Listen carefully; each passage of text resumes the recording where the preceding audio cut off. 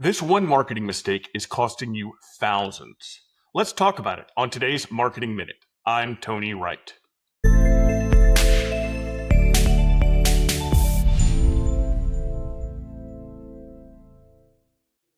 Most businesses, big or small, are leaking money through a simple and fixable mistake.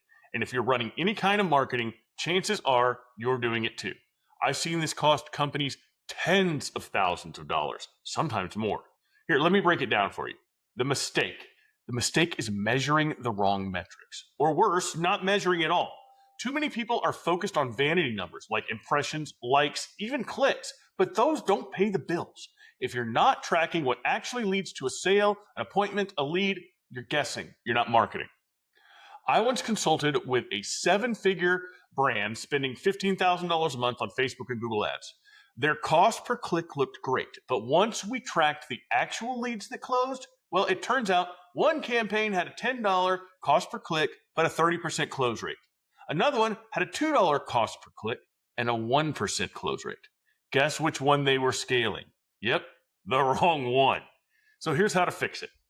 First, start with your conversion goals. What exact action makes someone valuable to your business? A purchase, a call, a book demo? What is it? Next, use UTM tracking on every link. Yes, even on social. It's free and it works and it's been around forever. Next, connect your CRM or your email platform to your analytics. Track the full journey from click to close and audit it monthly. Don't just look at the last click attributions. Compare platforms, sources, and even creatives to see what's actually driving revenue. Your marketing budget should be a machine. Fuel in, growth out. And if you're not tracking what works, you're just burning cash. Fix this one mistake, and I guarantee you'll stretch your budget further, scale faster, and finally know what's working. Need help getting it set up? Shoot me a message, or better yet, go fix it right now. I'm Tony Wright, and this has been your Marketing Minute.